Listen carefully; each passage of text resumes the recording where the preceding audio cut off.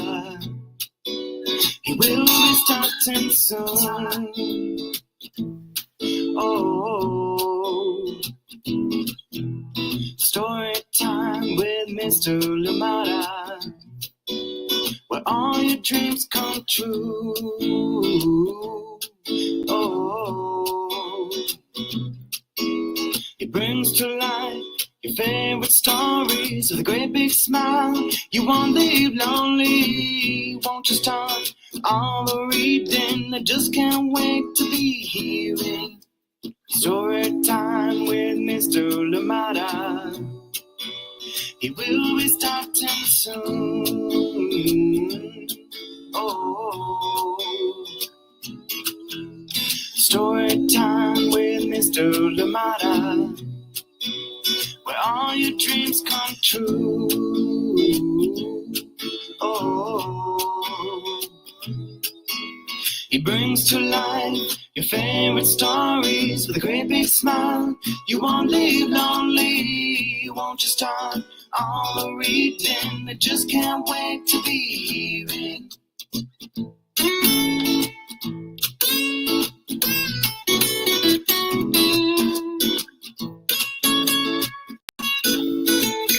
Good morning, and welcome to Storytime. Or is it good evening, good afternoon? Depends on where you are, right? Thank you so much for joining in Storytime today. Always a pleasure to be here with you. Always a pleasure to share wonderful books, and of course, enjoy the company of the many amazing guests that we've had here on Storytime. And going for the record, I think it's safe to say at this point, going for the record, Michelle Jing Chan is here with us. And yes, get excited. You have every right to be, as we know she's brought magic every time she's come through. And this time, she's brought her accomplice. And I am excited to also introduce Kimberly Lee, who's joining us for their amazing book, as you've seen from all the promos and everything else that's been going on, released on July 1st. So how exclusive are we that we have this book right here on July 3rd? And of course, a big thank you to Michelle and Kimberly doing the work in the background, bringing us this wonderful book, of course, getting us the permissions as well from Macmillan Publishing. Thank you indeed for being here. I hope you're ready. Please leave us a comment. Let us know you're here so we can say hi to you. And of course, share with your friends. Let them know Storytime is happening. And of course, remember too that Storytime is here live 7 a.m. Pacific time, as we now know, 10 p.m. Malaysian time. And of course, you can always catch the recording at 11 a.m. Pacific time. And I will do the math to get to the Malaysian time for that one.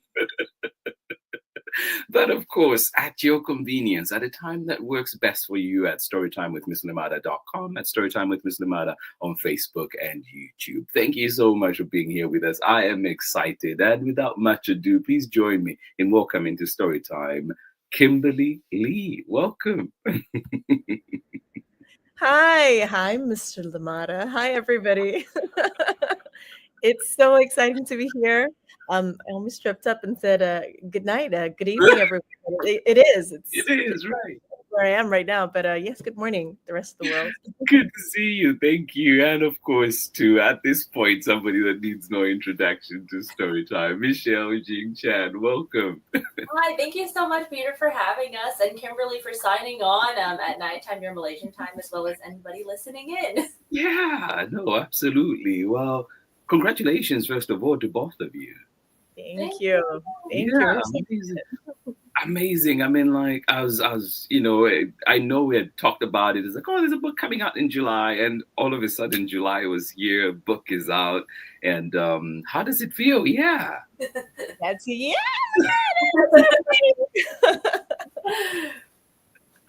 Maybe we'll start with you, Michelle. How does it feel?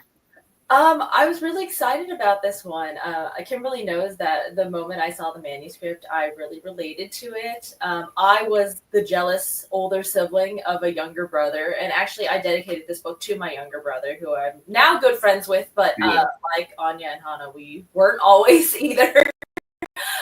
So yeah, I thought it was such a sweet story, and I love the incorporation of Chinese culture and Malaysian culture and these little personal touches from Kimberly's own experience of being a mom and seeing her kids being the jealous ones.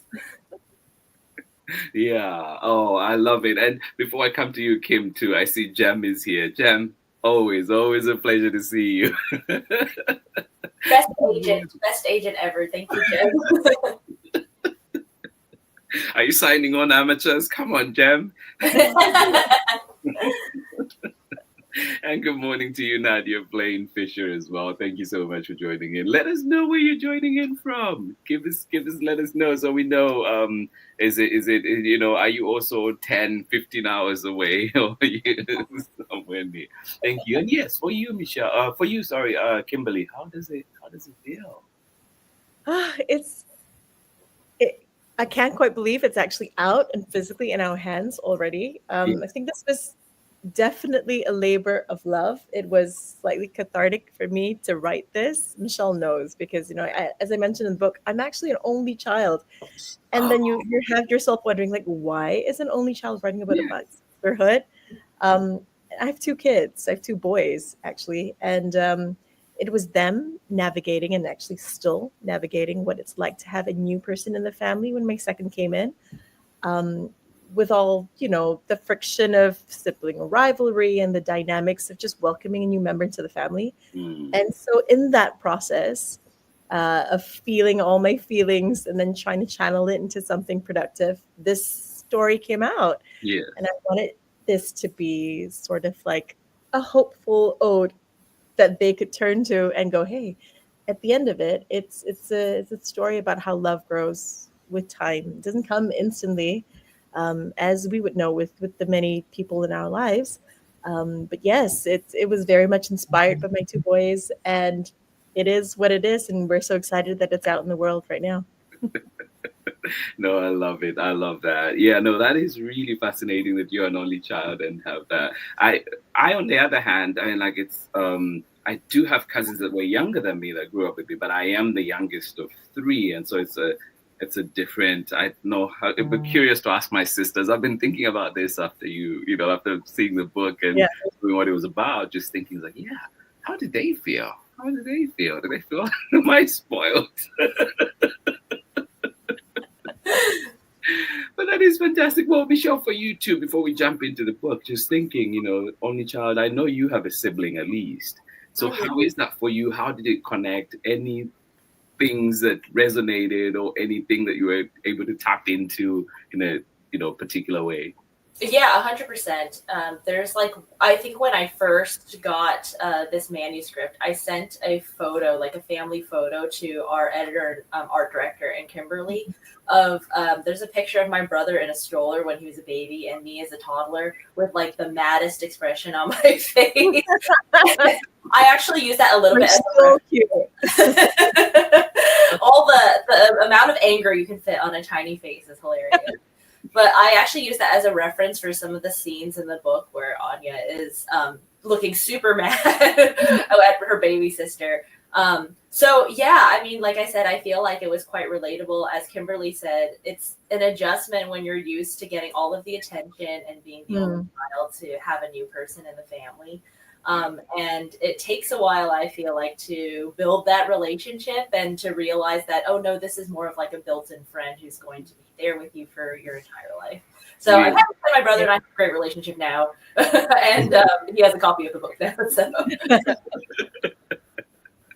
No, I love it. And then, we could go on just sharing all those little bits, but we'll come back to that after we've read the book. And how lucky are we today, too? Just a reminder to everybody that's joining in that we are indeed joined today by the creators of this amazing book, 100 Days, A Story of Sisterhood.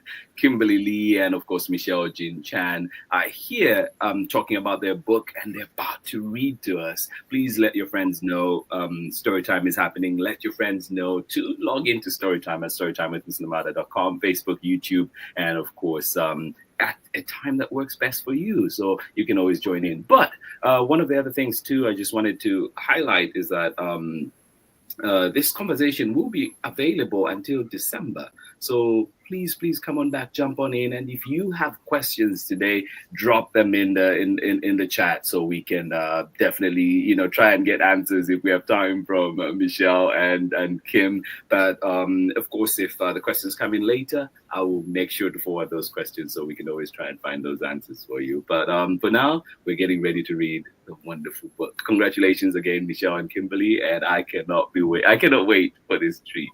All yours. Thank you so much. Michelle, do you mind just sharing one more time? Yes. Absolutely. Oh, yes. Good morning to you, Aurora. How are you doing today? And shout out to Nadia and Aurora. Definitely. Definitely sometimes frenemy. Yes, that is so true. Yes, and shout out to Aurora and Nadia, who are my agency siblings.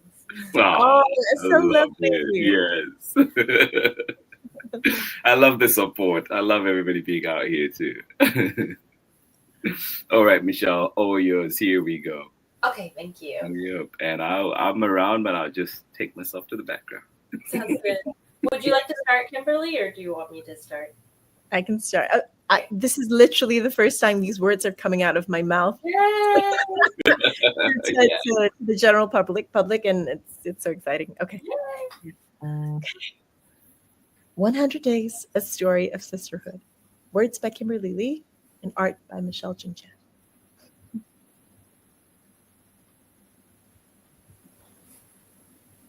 There were many days between Anya and her mama.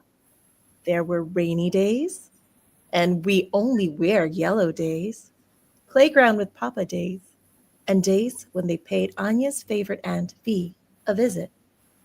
Hi, sis. But best of all were those days that were so long they turned into nights.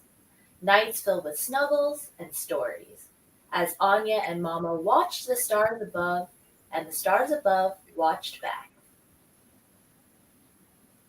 One day, however, was very different from any other before it.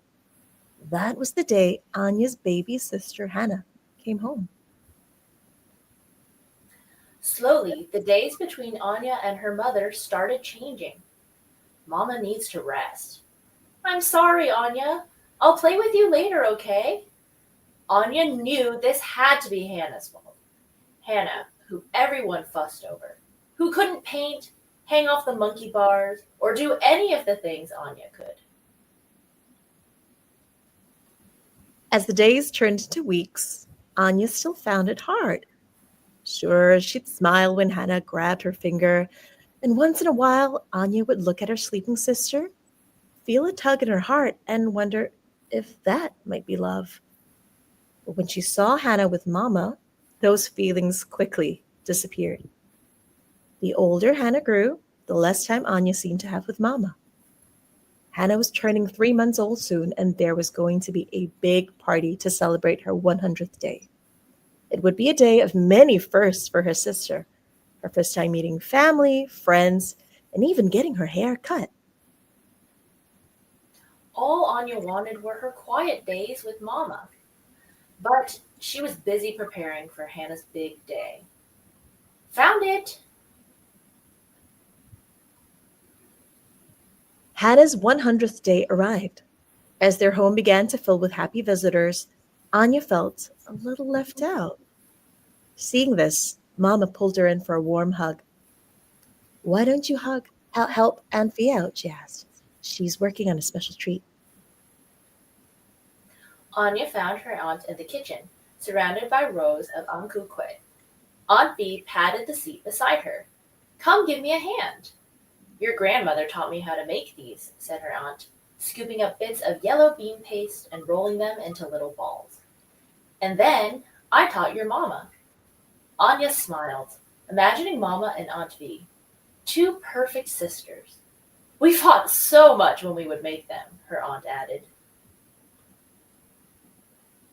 Anya looked up in surprise. But Mama always says you two are best friends. We are now, her aunt replied, shaping the red dough around the little yellow balls. But we weren't always. I didn't know that, thought Anya.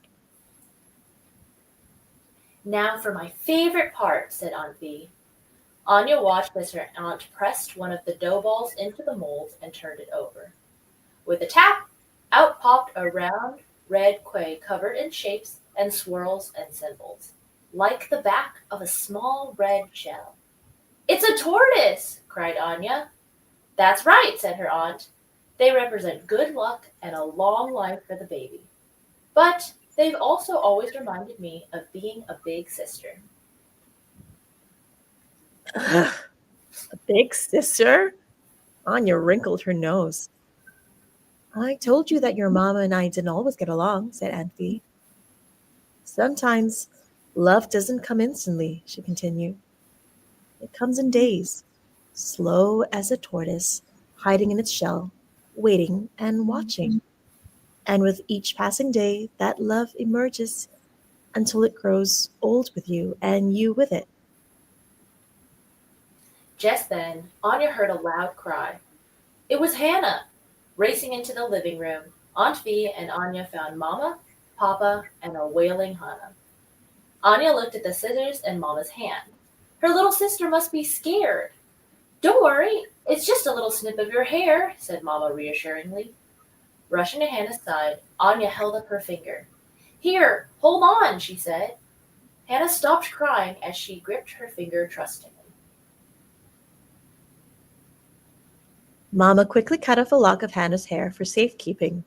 There, all done. Thank you, Anya. What a good big sister you are, she said with pride.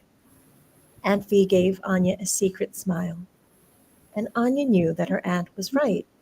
Sometimes love comes slowly, in days and moments that creep up on you and hold on to you tightly as a little sister can.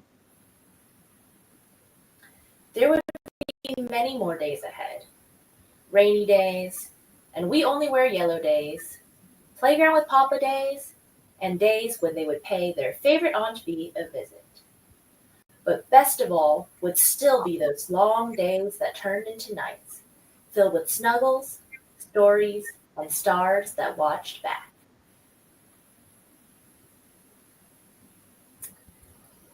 Do we read this part too? Or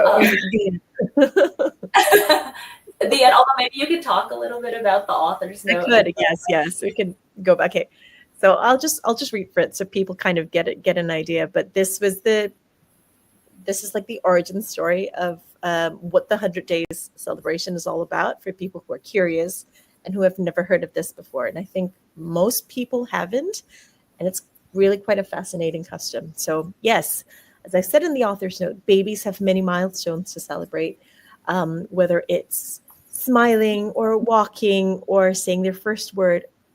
And in the Chinese culture, the one of the first and most significant milestones in a baby's life is their full moon or their 100th day celebrations. This stems back to way back in ancient times when a baby who successfully reached their 1 month mark was a cause for much joy, especially when infant survival rates in the past were very low.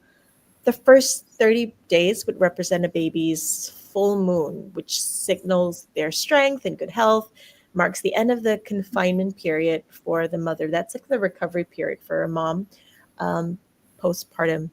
And many families now prefer to commemorate this special occasion instead of the 30-day mark at the 100th day mark, because obviously mama needs more time to rest. And after the first crucial 3 months have passed, so that the baby is a bit more stable and the baby's health is a bit better. And the 100th day celebration is also an honored tradition in other Asian cultures, such as in Korea, where their celebration is known as Bakil. In Japan, the milestone is known as Okuzumi. And for anybody who is Korean and Japanese, and if I butchered your beautiful languages, I am so sorry. And a bit about the 100th day celebrations. During the day, baby and mom would be introduced to the community. They would actually meet people for the first time. There would be some special symbolic rituals or customs being carried out, which, part of them does include the cutting of the baby's hair, announcement of the baby's name. There's some things like, the washing of the baby in special, water that's been blessed. And then part of the food that's being served on the day, just as a tribute to guests, would be hard-boiled eggs in red because, we're Chinese, so red for everything. That signals good luck.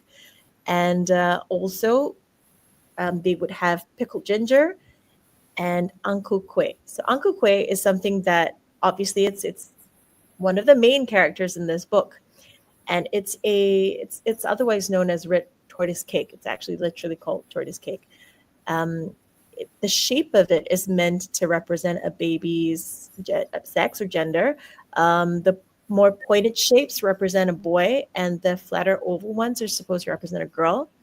And baby gets lots of fun gifts, like money packets, red money packets, jade jewelry, all from the friends and family have paid a visit.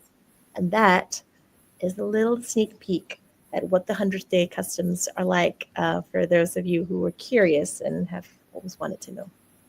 And then here we have a lovely recipe courtesy of a family friend. For those of you who actually want to try it, I think a lot have not seen what Uncle Kue looks like. You can Google up the images. It really does look like a little tortoise shell. They're quite yummy. And if you ever find yourself my side of the world in Malaysia, please do yourselves a favor and try some of our great kue and cakes and food. And we're big on food here. Yeah. Oh, thank you for that. Yeah. I love it. Michelle, did you have anything you wanted to share any more about that? Oh, just that I think as we were working on this book, I thought it was super interesting to see kind of the overlaps in customs. Kimberly is Malaysian and I'm Chinese American, but we still celebrate 100 days in Cantonese culture, as Kimberly mentioned as well, over here in America for like diasporic folks. So yeah, I thought it was interesting to see like the similarities and differences there. And agreed that we wear red and love receiving and giving red packets for everything. Yeah, no, I love that. And I didn't know about this tradition, honestly, but also it's amazing to see how you mentioned the roots of it, but also that it's kind of like inbuilt recovery time for the mother. Just like I find that really amazing, especially I don't know how it is now, say, if any of you can speak to this, how is it, for example, maybe growing up in the city versus somebody that might be in a more rural area, and how these things may still may play out or may show up. Or how this tradition shows up. Does anybody know? I think I don't know about how much is celebrated in the West, but like in the East, in terms of recognizing a baby's like 100th day and having, sometimes the parties here are like full on, like big blowouts of huge guests, huge list of guests, a lot of food, a lot of there's usually a big celebration coming attached to this, but not every family celebrates that. Sometimes it's like a quieter affair. So I don't know if that is necessarily location specific. More like if the parents are the types that like to throw a big do, then baby just gets a big celebration, I guess. Yeah, love it. No, for sure. And one of the words that has come up in the chat quite a bit is sweet. It's just such a sweet book. Michelle, maybe for you, I know that, I don't know if when you were starting the manuscript, Kimberly, if you were thinking sweet, but Michelle, how was it for you? Was that one of the things that attracted you to this manuscript? Yeah, definitely. I've been a fan of Kimberly's writing since I saw her first book, Boys Don't Fry. And I think the way that she wove in the cultural traditions into this, and it kind of brought the story back full circle by the end, and showing all of these different moments that Anya could still experience at the end, but the experience is slightly different because now you have a sibling to do them with.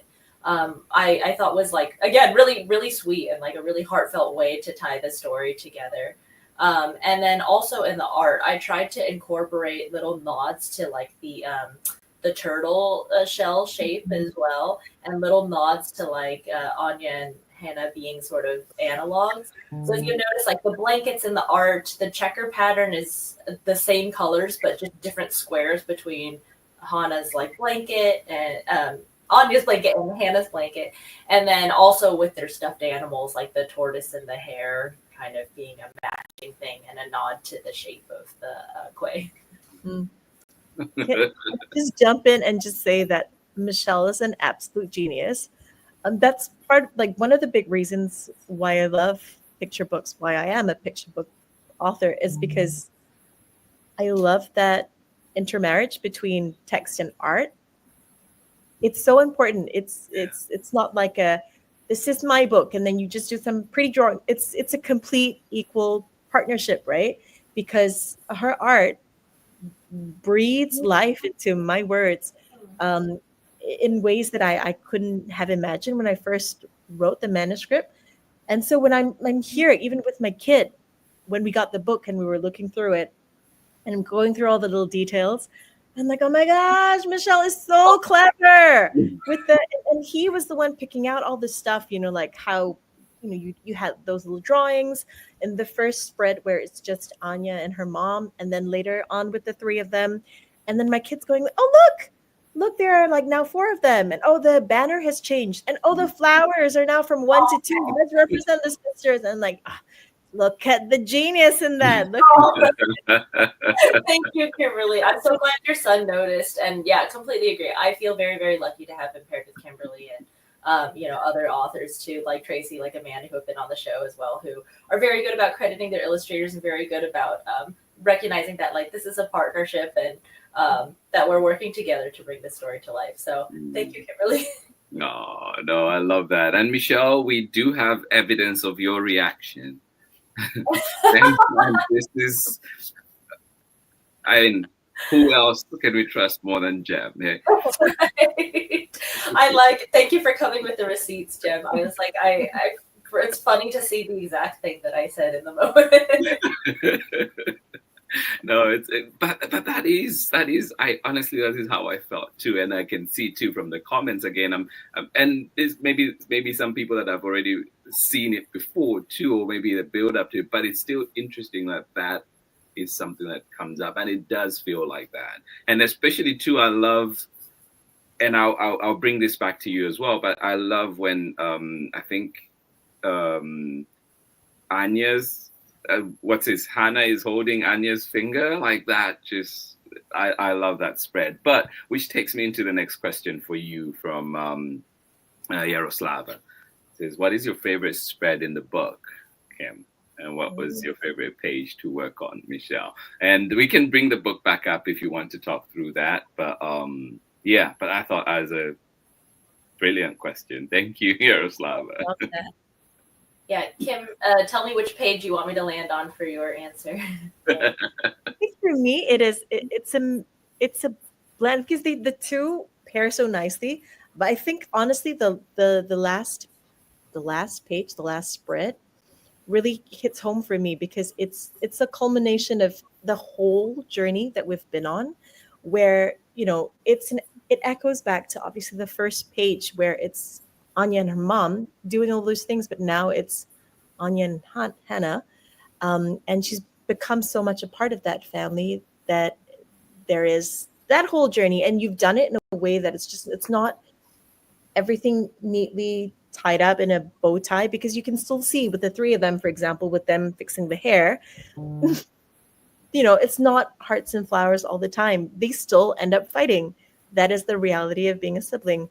But even in that, the beautiful moments far outweigh the tussles that we have, with the ones that we love in our families. And for me, it's such a beautiful representation of books. I really love that hits so many emotional chords for me. And that's truly one of my favorite spreads. Also the ones where you've done that journey between Anvi and Anya and Hannah's mom when they were kids. And this paired with, so for me, these words, they're the foundation of the whole story. And it was paired so beautifully with this, the older sister's journey as well. So I love these two spreads. I can't decide, like asking me to pick between my children. Yeah, well, first of all, shout out to Yara as well, who's another agency sibling. So thank you for joining. But yeah, I actually agree with Kimberly. I think my favorite one is this last one as well because of that full circle moment. And I had a really fun time literally pulling up like the first page and this last page as I was doing the art and figuring out ways to sort of make it similar but different, like Kimberly said, because now this is sort of a new scenario. So there's other details that I tried to work in here, like obviously, for example, like the stuffed animal tortoise here to match up with Anya's hair. And then also like the coloring pages showing like that Hana at this point can't really color yet, but she's just enjoying being with her sister. And then something else I tried to do too is on this page, as Kimberly said, her son noticed that the doodles have 4 people now, and the picture frame has the 4 people in the family. And I also tried to make the plant like longer and bigger to show that time has passed. Yeah, one more thing I tried to work into the art for this last page that I had a really fun time doing is that throughout the whole book, Anya is wearing like warm colors and her sister's wearing cool colors. But by the end, their mom is wearing like a purple, like a blend of the red and the blue. Oh, I love that. Yeah. I know that. I love that. I had a really good time working in like fun details like that. Wow. And I also really loved this last line of this spread. I think Kimberly did like such a beautiful job tying it together. And again, the word is sweet. Like you can really feel like the calmness and sort of like the love in this last page and in that last line. Yeah, no, I love that for sure. I love that, Michelle. My brain hadn't even gone there. I know joked about this at home and just with friends at times too. On I don't know what you call them. Is it continuity something in movies or like for shows? Where the ones that make sure that whether Yes. if a scene continues the same or the background bits are all in place, and so it's just fascinating to hear about that in the picture book because I've never really thought of that. Yeah, it's I enjoy doing that for other people's art too, and just like I feel like every time you read a picture book, you notice new things, and not just in the art, but as Kimberly said earlier, kind of the art and text working in harmony together to tell something that you wouldn't be able to get from just the art alone or the text alone. Yeah, oh, love it. And we do have a question too coming in from more from Yaroslava and says, "I love that we only wear yellow days. Is it? It is very funny. Is it about specific days?" But before we go into responding to that, just a reminder to those that are joining us today that we are indeed joined today by Kimberly Lee and of course Michelle Jing Chan, and they are talking their brand new book, 100 Days. A Story of Sisterhood, and just beautiful book, sweet keeps coming up, and it is a wonderful book. And please remember to find it wherever you find books. Ask for it at your local library, so others can get to read it as well and get to share in this joy and this lovely tradition, learn it. And of course, there's an important life lesson in here too. I think I love the part when the aunt comes in and is sharing the story how they did not always get along, not get along with the kid's mom, but as life has gone on, there's just they've learned, they've come full circle in a way and appreciate their sister and love their sister. And so just looking at that, but just a snippet of the book, wonderful book. Remember to follow these 2 creators on Facebook and Instagram and all their socials, and you can find them right there. So thank you for joining in today. And we're continuing the conversation, but please remember to support these amazing creators, this wonderful book that we have here today, a beautiful gift for all of us. Coming back to that question though now, was that in reference to a specific day or specific days? Maybe that's a question for you, Kim. I love that you pointed it out because I wanted something that tied in with the concept of 100 days, right? I mean, obviously it's centered around this very big party, this big celebration, but life isn't the sum total of just like big celebrations. It's in the day-to-day that love builds, right? So I wanted to weave in the concept of the different days that Anya had first with her mom. That would include, what do you do on rainy days? Let's just dress up. Let's just have fun with that. That's very much stuff that I used to do with my mom too. I'm really very close with my mom. Playground with Papa days, visiting aunt days. It's the concept of days. And then one day changes everything. That's the day when her sister comes in the picture. And then again, it's the passage of time, right? It's the days turning then into weeks where you have to grapple with this new person in your life before then culminating in this concept of love growing in a day by day thing. So I think my very long-winded explanation is that um, the We Wear Yellow days, it was just something fun. I think something that was a loving throwback to something my mom and I would do when I was younger. But it is also a call back to the concept of each day being a treasured memory. Well, thank you. Yeah.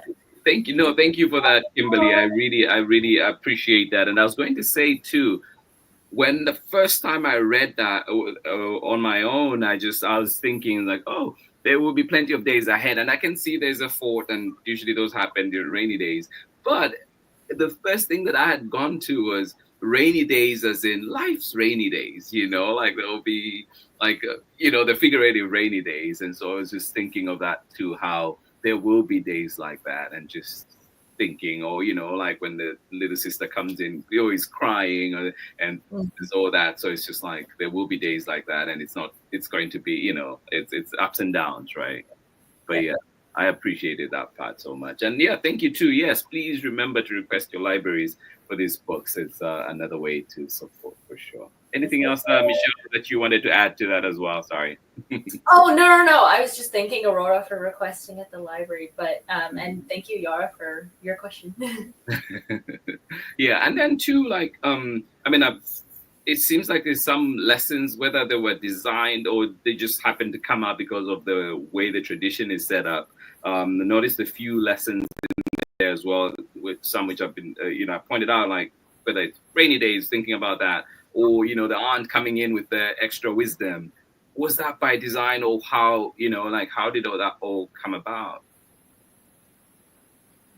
In terms of, I think what I was trying to communicate, it's the power of also wisdom and love being passed on and passed down. Mom and V definitely had a very sort of frictional relationship when they were growing up, and she says it in a line there that it's like, but Mom always says that you two are best friends. That doesn't happen, lightning bolt instant for most people. It takes time, and I think that was something that I wanted to communicate. This is like a life that has been lived and wisdom that has been earned painfully through the day to day, and it's something that her aunt probably wanted to pass down. It is the wisdom from a big sister to another fellow big sister. They're both the big sisters in the family, and there's a very unique connection that they share that younger siblings may not necessarily understand. We were just talking about that, Peter, right? Before, like, you got to ask your sisters like how they felt when you were growing up, because you're the youngest child. And it's, I think, a responsibility and a burden I think a lot of older siblings feel. And it's also the aunt stepping in to say, hey, I feel you in this moment. I understand you. I was you. Trust me, you're going to get through this. It is going to be okay. It's not going to be instantaneous, but I see a better relationship for you and your sister in the days to come. So that was, I think, what I was hoping to communicate with that relationship between the two. Oh, I love that. Michelle, did that resonate for you as well? Oh yeah, 100%. I loved the addition of the aunt in the story, and Anya's surprise when realizing that their relationship wasn't always like this. And I tried to convey that in the art as well, with Anya's like stuffed animal rabbit is actually like passed down from her aunt and her mom. So it's the same one that they're fighting over in that same spread. Mm-hmm. And then you can see when Anya has it in present day, it's the same one, just a little bit more yellowed and older, in the same way that, as Kimberly said, the aunt is passing down wisdom. They've passed down their toys to the girls as well. Mm. And maybe this one for you, Kim. Like, how do you split your time with your kids now? And also just thinking, was the preparation different for your first child versus second? And knowing, well, yeah. And I'll come back with a follow up. But just thinking about. I was going to say time. What's that? What? As a parent, what? Oh, I think it's an ongoing thing. Every parent probably struggles with the same thing. There aren't quite enough hours in a day, and for me, because I know, like my first kid has a lot of big feelings. I mean, apple doesn't fall far from the tree. It comes to two of us. I always joke. I'm like I basically gave birth to myself. And honestly, I think he reacted the same way I probably would have reacted had I had a new sibling enter my life. I mean, I was an only child, maybe for a reason. My parents were like, okay, this girl probably can't but I feel for him. Like I felt for him so much when second one came in the picture. And because, as much as you do try and afford time with the first, at least in the initial stages, you won't be able to because you literally have to feed, change, tend to put to sleep the little one. And I think kind of bearing that in mind, and as the second one grew a bit older and a bit more independent, I was able to go, okay, look, I need to be able to give my first that same level of affirmation and that time, just one-on-one time with me. So I am conscious about that. I think it's still a journey that we are navigating as a family. Again, it's not like I keep using the word instantaneous. It's not that. It doesn't have. It's in the day to day, right? Um, and I have to learn. I think how to. Actually, I wouldn't even say love each child equally, but more love each child in the unique way that they understand love. If you know what I mean. Because they're made differently, right? Every single person with different needs. So to understand, I'm learning how to recognize what the needs of my first child are compared to my second child, and to love them, meet them where they are, Yeah. and that's an important thing for me No, as well.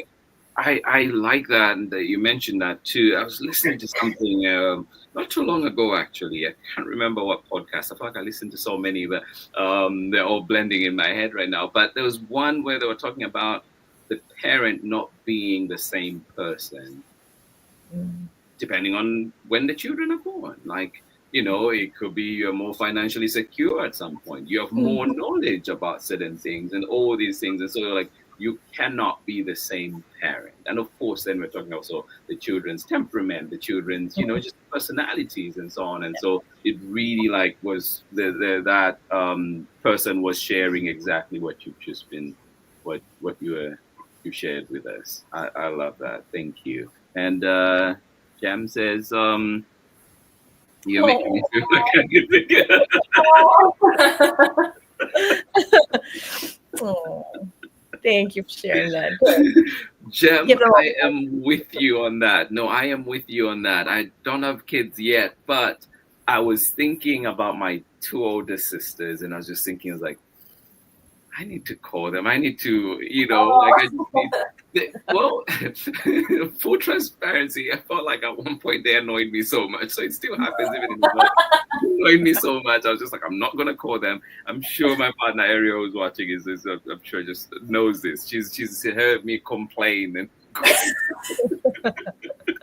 and now I was just thinking like, but they've still done, which is funny because even in the time I've been upset with them, they've still done things. Like I've made requests, like, could I have this done? And they've still gone through and done it, right? And so it's just like, right now, like Jam, I was just thinking, really, as you were reading much earlier in the conversation, I was just thinking, I was like, I need to send them a text and just, and just like, yeah, and also realize like they had to adjust to me from probably the time I was born.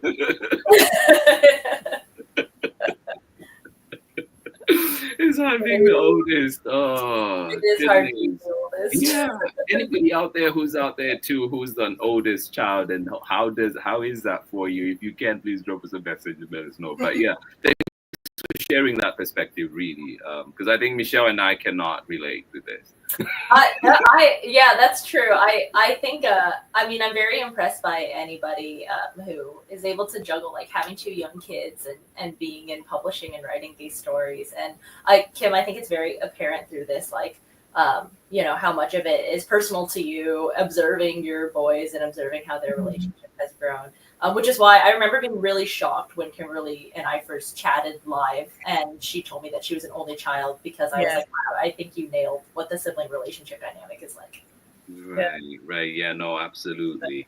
And it's so interesting. The other day I was talking to my partner, and I was just talking about you know, first memories. We kind of started talking about first memories. And being the youngest, I was saying that my very first memory, one that, you know, like at least the earliest I can remember, is being with my two sisters, walking to they were called warfare halls at the time, but you'd go to this specific space where every, you know, kids in the neighborhood would go. You'd have your ABCs and everything, and, you know, eat amazing cookies. They did have good cookies. I remember that too.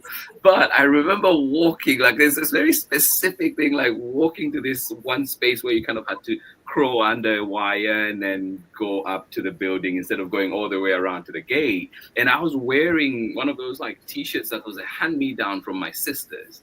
And the funny part too is like and they told me, and I remember this too, but they told me like they would only put underwear, not like shorts or pants, real pants, you know, like, so it was easy for me to go to the bathroom. His sisters and like with their dress t-shirt, right? Like, so yeah, just, but that was them already taking care of me even at that early age. They are a little bit older, but still, you know, like just thinking like all these things that you're bringing up, Kim and Michelle, for that. Oh, that's such a cute image of, like, you know, in a giant hand-me-down shirt. Yes. Yeah, I still remember it. Very specific. Remember what I was holding. But yeah, and on the flip, just maybe bringing that to you as well. Any memories? I mean, for you, Kim, might be a different question, but for you, Michelle, like what's your earliest memory, or what are some memories with your own sibling? Mm-hmm. Yeah, well, it's funny because I distinctly remember my parents told me, like, hey, you're getting a brother. And I was so excited because they were like, oh, you'll have a friend. And I was I'm a very sociable person, and I was then too. And my parents said before my brother was born, I was super lonely. Every time I like went to the park, if I saw another kid playing alone, I would like make a beeline to them and try to be their friend. And so when my parents told me that I was getting a sibling, I remember being really excited about it, and then being really jaded once he was born, and, you know, like, oh, this baby can't do anything, and just like, oh yeah, like this baby is taking all my parents' attention, and he can't play with me or do anything yet. Michelle, I seriously thought the whole time you were the youngest. Yeah. Like, that was what I thought. I thought you were the youngest child. Oh, you were the younger child. It's like, I feel so alone right now. On this. Nope, I am the oldest, and I was a lonely child. But I think some of my earliest memories were actually like were reading with my brother. Actually, I always loved books, and actually, on my website, there's a picture of me reading a book, and it's like cropped as a circle, but next to me is my little brother, actually. So we used to either play that I was the teacher and he was the student. I was doing story time at school, or we would just read books together and I would read to him. So those were some of my earliest memories, and like I think as soon as he started being able to do stuff and play with me, it was like it switched. And you know, like Kimberly said, it's not that we didn't have any fights or anything, but it was then that I think we both started to see like, oh, this is like I said, built-in friend, or as Aurora said earlier, like sometimes a built-in frenemy, but someone that you're gonna have by your side. Yeah. Yeah, no, I love that. How about you? I mean, Kim, I'm sure you've had cousins or other, like, what are some of those bits? Maybe when was the first time you thought you had to share something, you know? Oh, I'm very close with my. I come from a small family, so Yeah. like my cousins, and I have this one cousin in particular who, like we're 8 months apart, so we are close. It's Yeah. boy cousin of mine, and so uh, all I knew growing up was that I loved being with my this cousin of mine. I would be so excited heading over to my grandparents' house and just spending time. And only later in life did he tell me, he's like, did you know that when we were growing up, every time you you barreled through the door looking for me. I ran and hid. I was terrified of you. I'm like, why would you say that? He'd be like, you use me as a pony, Yeah. you use Oh, me as a gnawing bar, you chewed on me, you hit me, you I I was having the best time. Yeah, right. Oh my goodness. He That was the is, one being abused by me, poor yeah. fella.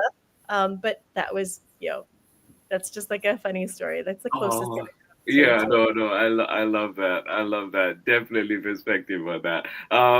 But also we do have a question from Aurora, and it is, what does your what ages did you imagine the girls in the story to be, and why those ages specifically? Ooh, that's a very Yeah, intriguing question. that's a really, Um, yeah.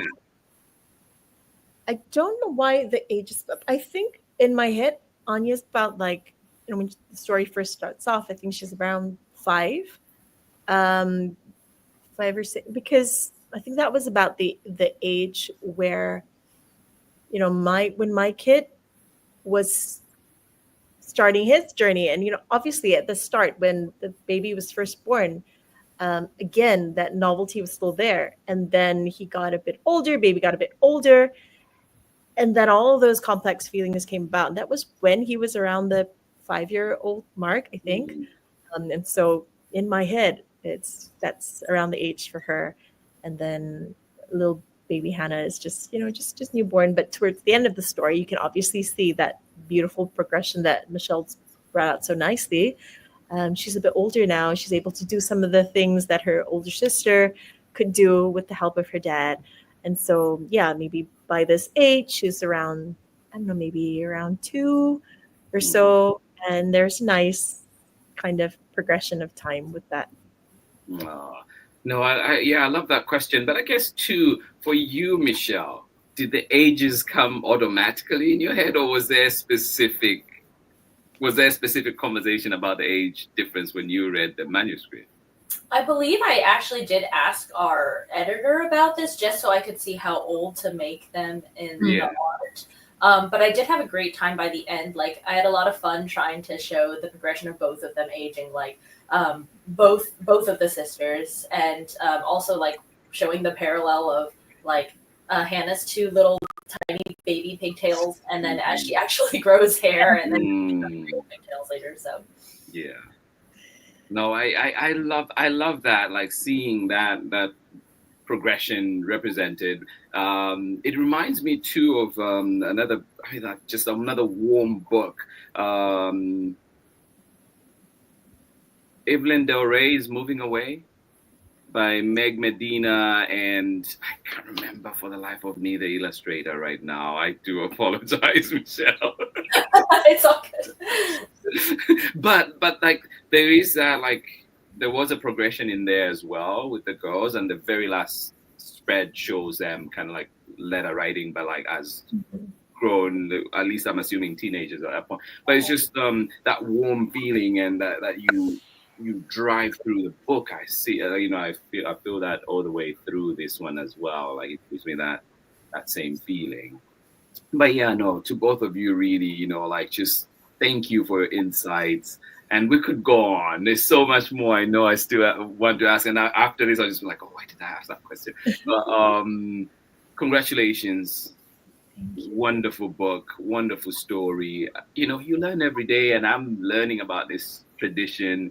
And, I think what you do, I mean, it's amazing. Just it is books that resonate with people, and the importance of telling people stories, right? Because this tradition, I'm not in a position where I could tell that story, but to be able to see that it is so yet, different yet so similar to my own experiences, and really giving me this opportunity to think about whether, it's calling my sister and talking to them, and just, maybe even just saying, I am sorry for some of the things I've done. No, for real. But you've pushed me to that. Yes, thank you, Jem. Oh my goodness, Jem, you've just moved up. Like right there, right As there. I'm saying, Jem is the best agent. I think my family ain't gonna allow me to say you're my favorite person, so I'll say you're my second favorite person right now. But thank you. But yeah, I know that you're doing shows and things that are coming up, and unfortunately, I know if you are able to travel out to the US yet, Kim. But just wondering, I know there's things happening, Michelle. I've seen on your socials you have things coming up, and please do share them as well with us so I can, share some more. But anything that's coming up, any closing words for everybody here today, and everybody else that will be seeing this, and everybody that will be reading your amazing book later on. Yeah, at least I'm glad that Kimberly and I got to do this virtual event since she's in Malaysia and not able to travel at the moment. So we have one more virtual event that we are announcing soon, happening in mid-July. My friend and fellow Kidlit author illustrator Karen Ko and I are starting a new very casual show on Instagram Live where we'll be bringing on Kidlit guests and live drawing actually characters from their book as we ask them questions. So Kimberly will be on it, and if you want to see me and Karen doodle these characters, we'll be doing that as we talk to her about questions. So keep an eye out for that. That will be announcing soon. And then I also have a few in-person events in the Seattle area for 100 days, some of which are with other fellow Kidlit author illustrator friends. So yeah, if you're in the Seattle area, I would love to see you at one of those.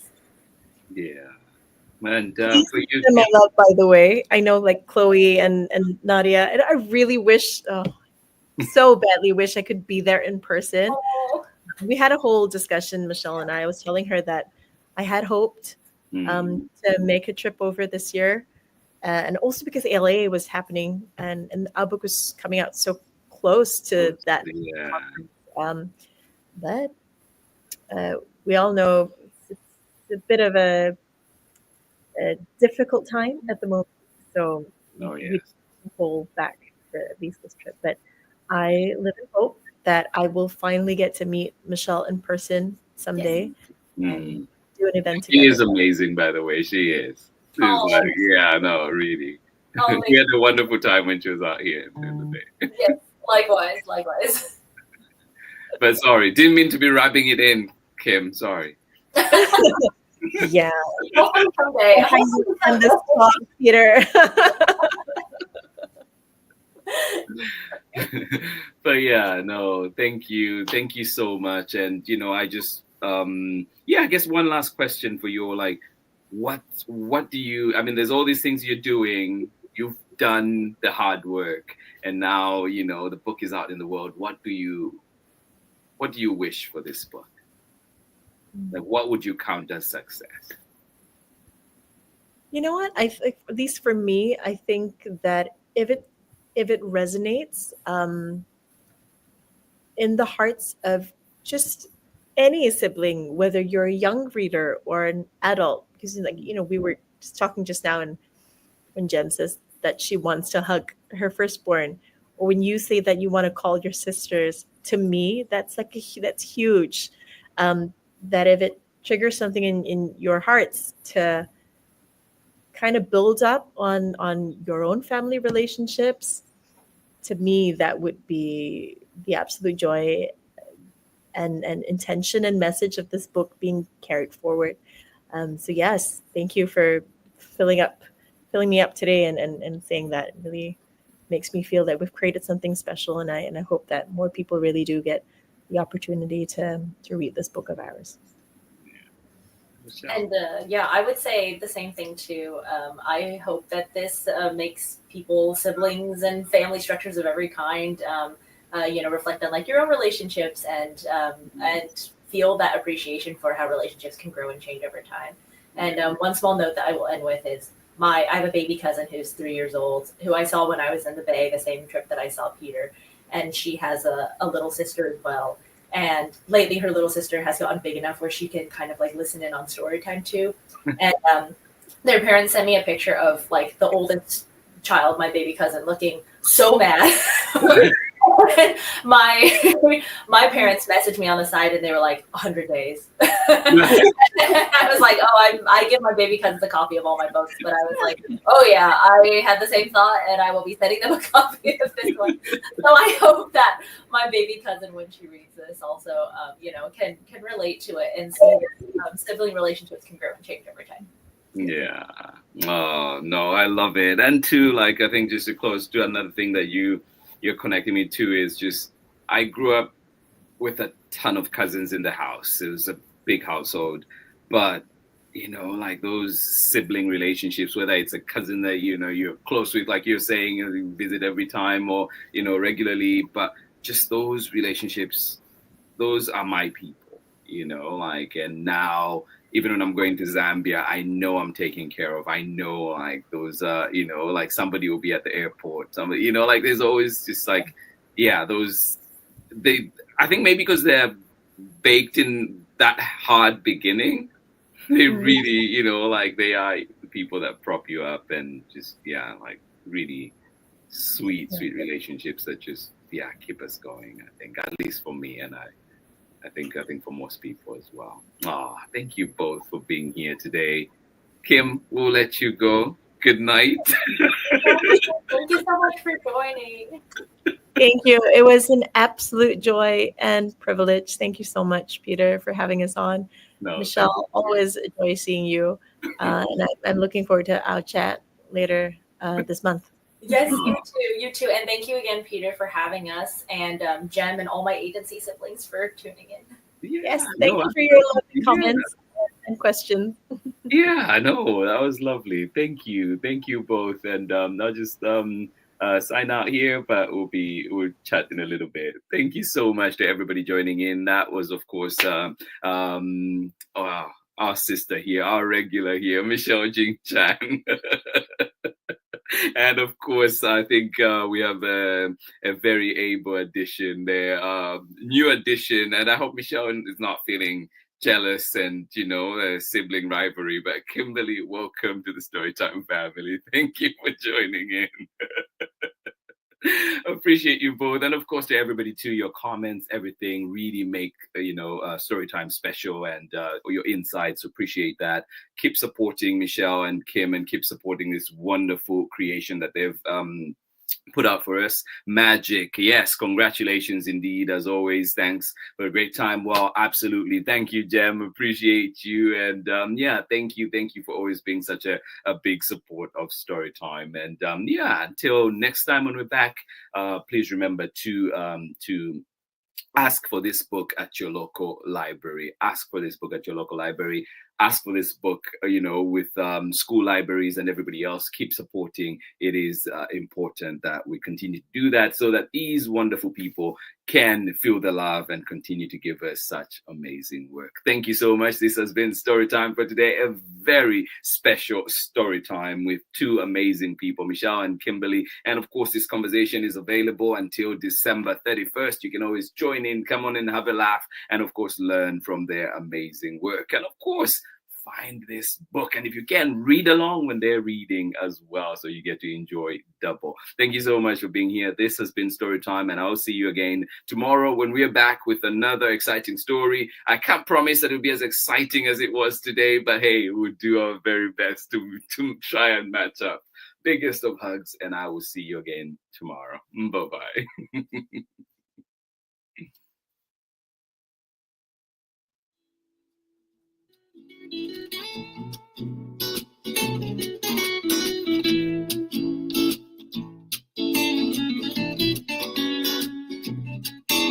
Story time with Mr. Limata. He will be starting soon. Oh, story time with Mr. Limata, where all your dreams come true. Oh. life your favorite stories with a great big smile. You won't live lonely, won't you start all the reading? I just can't wait to be hearing story time with Mr. Limata. He will be starting soon. Oh, story time with Mr. Limata, where all your dreams come true. Oh, he brings to life your favorite stories with a great big smile. You won't live lonely, won't you start all the reading? I just can't wait to be hearing Mr. Limata. He will be starting soon. Oh. Story time with Mr. Limata, where all your dreams come true. Oh. He brings to life your favorite stories with a great big smile. You won't live lonely, won't you start all the reading? We just can't wait to be hearing. Brings to life your favorite stories with a great big smile. You won't live lonely, won't you start all the reading? We just can't wait to be hearing